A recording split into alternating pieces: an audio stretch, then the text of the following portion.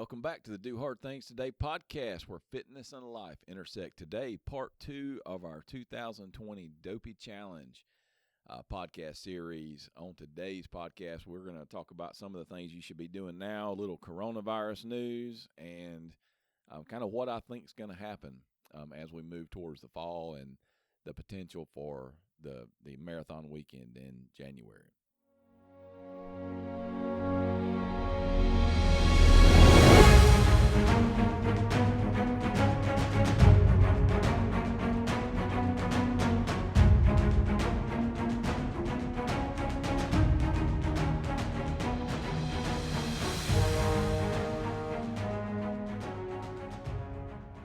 Hal?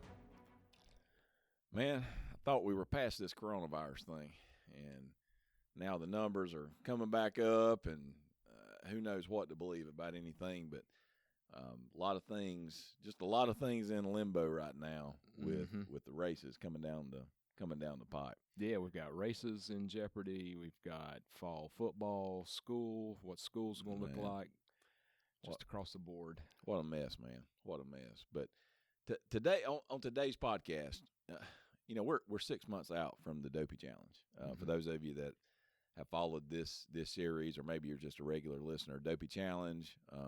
I do that every year. It's the Walt Disney World's kind of crown jewel is the Walt Disney World Marathon weekend in January. Dopey Challenge is 4 races. You do the 5K, 10K, half marathon, and full marathon on consecutive days, and that's over in January. So we're just doing a series. We're going to do one a month where leading up to the race where we just talk about what you need to be doing and some encouragement, trying to just kind of keep you accountable and on track. But, I think the main thing right now, and I'm in several of the Dopey Challenge groups, Facebook groups, and man, it's with everything. How I know you got a big race coming up, and we're gonna be talking about that on one of the next couple of podcasts. But you got a big race coming up in the end of September. And probably at this point in time, I mean, you got to say there's probably more than 50% chance it doesn't happen with what's going on. Yeah. Man, it's just tough right now. So I think the number one thing you've got to do right now, Dopey Challengers, I need you to hear me on this, because my biggest fear for many of you, especially if you're first timers or you're in it, a relatively inexperienced runner, and you're taking on this challenge, my biggest fear for you is that you're not going to stay positive right now, and what's going to happen is you're going to say, well, it's probably just not going to happen. It may not happen anyway, so it's the middle of July. Why do I need to be out running right now?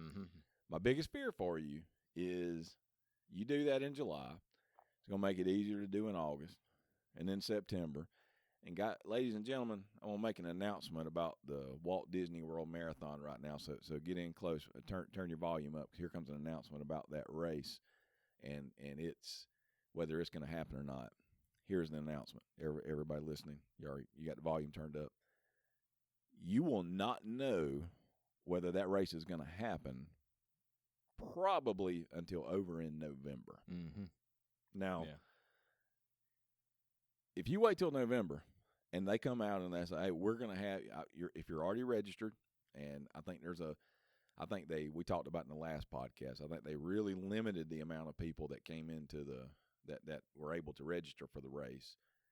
If you're registered and you slack off right now because your attitude is not staying positive, and you're thinking, well, it's just not going to happen anyway, you're going to, if they announce that race is going to happen, say October and November, whenever they come out and officially announce that it is definitely going to happen, you're going to be in a world of hurt, because there's no way you can get ready for it in that amount of time. Playing a lot of catch up. A lot of catch up, and there's just no way to catch your body up to get ready for a task like this. So stay positive, because here's the question you need to ask yourself is, why are you doing this? What? And I want you to, listeners, if you're doing this challenge, I want you to stop and really ask yourself that question now. Why am I doing this? Okay. For me, I set the goal of 10 Going to do 10 in 10 years. When I turned 40 years old, that's when the Dopey Challenge first started. So it was, I'm going to do 10 Dopey Challenge in 10 years. So it's helped me. Man, I lost a ton of weight when I was training for my first one, and it kind of got me kicked off on my fitness journey. For many of you, this is a crowning achievement in your fitness or health journeys. Okay, so think about the answer to that question of why am I doing this Dopey Challenge? And I can guarantee you, then if you'll just step back for a second, you'll understand that it's not about those medals. Now you've seen the medals. I mean, we got some hanging up on the walls over here behind us. They are nice. They are the nicest, shiniest, biggest medals you'll get at any running event. But it's really not about the medals. It's about the journey. It's about the journey to prepare yourself to be able to go take on that challenge. So worst case scenario is you just continue to train just like the race is going to happen. And you train, you get ready. And let's say November comes and they say, hey, due to the health situation, we don't feel comfortable putting the race on. At that point in time, you will probably be in the best shape of your life. Mm-hmm. So that's the worst thing that can happen is you're going to look in the mirror, probably going to look different, probably have shed a few pounds, and you will be as fit and as ready as you've ever been. So remember, folks, it's about the journey. Man, we're in unprecedented times. I mean, it's like Hal said, we've got, who knows if we'll have football this year in the fall, who knows if we will have school, races, all these different things. One thing that you can control is your attitude, and if you will stay positive and remember your why. Why am I doing this? Why would I want to take on a challenge like this? It's not just for the medals. It is this journey that you're on. So make sure you keep those two things in line. Now let's get into what do you need to be doing now. And here's just a couple of things.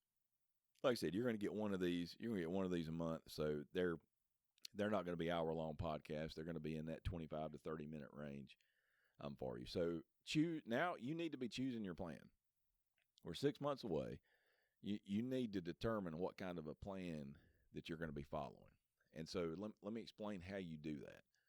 Number one, if you're really if you're an advanced runner and you're experienced, then you may be able to look at a Jeff Galloway plan that I'll talk about in a second. You may be able to look at a plan like that or a Hal Higdon plan, modify it. You can add in, modify it however you would want to. Or you may have a coach and you tell that coach what your goal is, and then they can form a plan for you.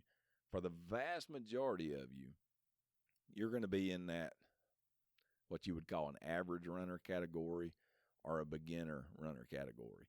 For those of you, I would really, really suggest, and I still think we're going to be able to get him on the podcast next month, I would really suggest you just go over to the RunDisney website and use the free Jeff Galloway training plan.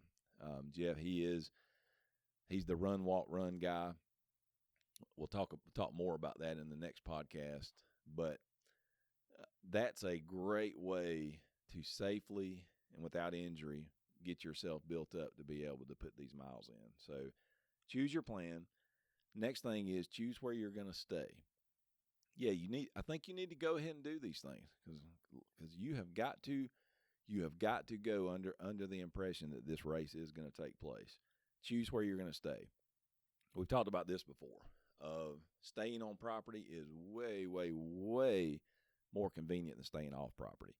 You can do, really, I've stayed at the nicest resort on property, and I've stayed at the cheapest resort on property.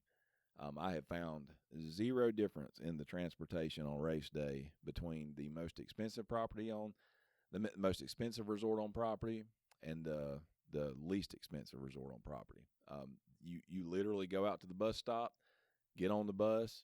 It takes you right to the race site. You've got a little short walk over to the corrals for the 5K and 10K, or a short little walk over to the staging area for the half and full.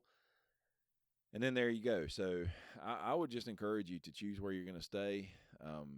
If you're going on a family vacation, the resort may be more important to you than not. For me, I go to a lot of these things. I've gone several times just alone, and I honestly I just get on the site and pick the cheapest place and just go with it. And I'm just looking for a place Need to a bed and shower and yep. That's it, 100%. Mm-hmm. So choose where you're going to stay. Go ahead and make those reservations. Get your nutrition right. Okay, if you got an extra 10 pounds you need to lose, it's a lot easier by race day to lose that 10 to 15 to 20 pounds maybe that you need to lose to be able to perform your best, because that weight makes a ton of difference during training. You're going to be doing a lot of pounding on your knees and joints. So you want to take as much weight off as you can. You got 6 months to be able to do that now. So get your nutrition dialed in now. Strength and core training. Well, I'm doing the Dopey Challenge. It's 48 miles around. Why do I need to have a strong core, and why would I need to be doing strength training? Well, just trust me, you do. Mm-hmm. Core training, more miles you put in, the more you tend to lean over. Your posture gets bad. Working that core, probably 3 times a week would be a good thing to start with. We'll do a video for some core training for endurance athletes, that kind of thing, where we can show you some of the things that you need to be doing. Strength training, you want to have strong legs, you want to have a strong upper body. Not telling you to go in and kill yourself. I would actually recommend some full body functional type strength training. Couple times a week is good, but you want to keep really good balance in your training with these things.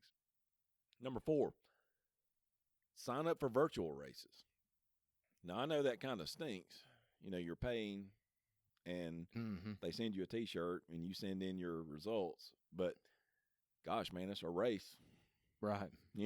I mean, do something, get something on the calendar that is not going to be canceled, that you can, whether it's a 5K, a 10K, whatever it may be, sign up for some virtual races. Have some motivation. Yeah, motivation. Mm-hmm. I mean, it's hard right now. Like I said, it's hard to keep that good attitude. We're 6 months away from the Dopey Challenge, and it's hard to look and say, okay, I'm confident this is going to happen. We don't know. I mean, reality right now, you're probably 50-50. Mm-hmm. But it's hard to look out and to say it. Whereas if you have a shorter goal of, hey, in August I'm going to sign up for a virtual 10K or a virtual half marathon, it at least gives you something short term to shoot for as you're training. So sign up for some virtual races. I know they're not like the real thing per se, but they are something at least to keep you going. Next thing is start thinking about your strategy. And the reason you need to start thinking about your strategy is it's going to determine how you train. And when I say strategy, is what is your strategy for race weekend going to be as it pertains to the races? And I think there's really, I think there's really 3 main strategies for that race weekend. Number 1, and I have done all these, and I'll give you my pros and cons to every one of them. Number 1 is the marathon goal. And what I mean by the marathon goal is where you're saying the marathon is the most important race of the weekend, so I'm going to do everything I can to be prepared to run the marathon as strongly as I can. If you choose that, then what you're going to do is 5K day, going to be super slow. I'm not going to tell you to walk the 5K, but just go out and it's you treat it almost as an easy, just a little training run. 10K, you're going to go out and do the same thing. You're going to run, walk, whatever you got to do to keep your heart rate down. This is where the real change for some of you would be. Half marathon day, which is the most important day because it's the day before your marathon. And remember, this is the strategy where the marathon is the most important to you. You're probably going to walk a lot of that day. The half marathon? Yeah. Yeah. Because you're trying to keep your body as least beat up as you can. So you're going to have a slow half marathon, preparing for the full marathon. Then at that point, you will be as fresh as you can be for the marathon. Then you go out on a marathon day and you just try to hammer it out. So that's strategy 1. Strategy 2 would be the half marathon goal. Now, I tend to like this one better because you're able to actually it's just hard, man. No matter what you do on this first 3 days, because you've been getting up so early for 3 days, you've been pounding. No matter if you walk off, that's a lot of miles that you put in 3 days. It is hard to really attack that marathon. It just is. But the half marathon, if you choose that the half marathon is going to be your most important race of the weekend, well, then what I do with that is I go out and I just run the 5K kind of as normal. Don't go out. I'm not going out for a PR, but it's just kind of a normal 5K. Just if I had a local 5K I was doing that, I wasn't trying to kill myself. You go out and do that 10K day, which is the day before the half marathon. Just take it really, really, really slow. You may even walk the whole thing or half the thing, because you're trying to prepare for the half marathon. Half marathon day, you go out and you run it like you're trying to get a PR on a half marathon. Now, if you do that, I'm just preparing you. The full marathon, that ends up being you then. And one of the reasons I like it is because on the full marathon, there are a ton of characters. You can ride rides. There's a lot of things you can do. And if you go into it and you just killed the half marathon, now you kind of start the full marathon and you're tired. You're really sore because you ran a hard half marathon the day before. But you can go into that full marathon and you can stop at every character stop. You can ride the rides. You can kind of take it easy and just enjoy the experience of the weekend. And it kind of culminates on that day. So that would be number 2. And that's the one I like the best. But number 3, which this one, I don't recommend this one. And I've done this, and it is every time it's made for a long, long Sunday marathon day, is to treat every day as a race. Where you show up on the 5K all 4 days, and you just run the 5K. Yeah. So I'm here and I'm gonna run this 5. I'm gonna run a hard 5K. Next day you show up, and this is generally what happens. You run that 5K, you do good, you feel good. Thursday you get up, Friday you get up and you go to the 10K. You feel good that morning. It's like, oh man, I feel surprisingly good. Not too bad. Go out. You just smoke the 10K. Feeling strong. Man, things are going good. Wake up on Saturday. You still feel pretty good. I mean, you can tell that you've run 2 days in a row, but you feel, if you've been training, you're ready for these kind of miles. You get into the half marathon. And so you go out on the half marathon, you get halfway in, and you're feeling good. You're strong. Somewhere on that back half of that half marathon, it's like it crawls out of the woods and gets on your back. And you realize, man, I'm in trouble tomorrow.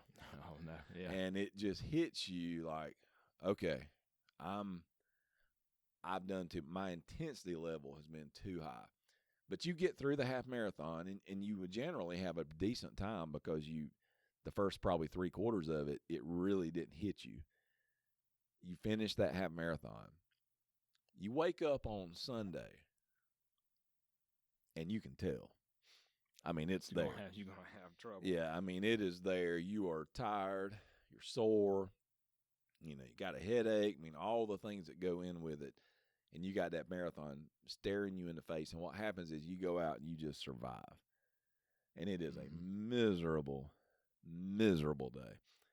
Big difference in the last one I just said, where you go out and you run that hard half marathon after you've taken it easy on the first 2 days. Then you go out and you just take the full marathon for an experience, characters, all that other stuff. Big difference in when you're standing in that starting corral. And I've had this experience a couple of times, and there is nothing but dread in your mind.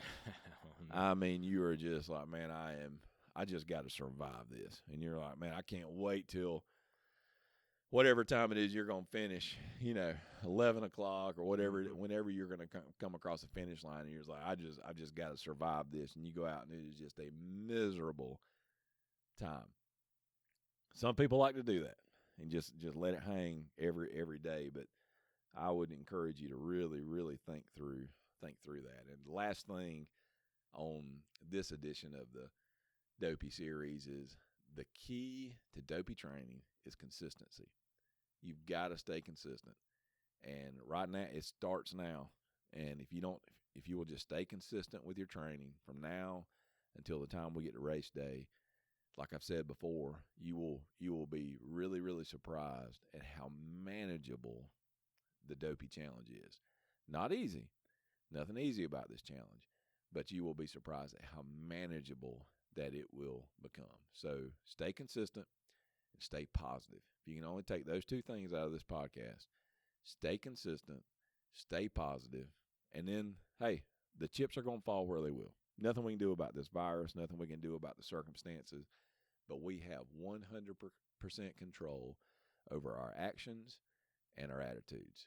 For Hal Morris, Kevin Harrison reminding you, if you'll do the hard things today, tomorrow will take care of itself.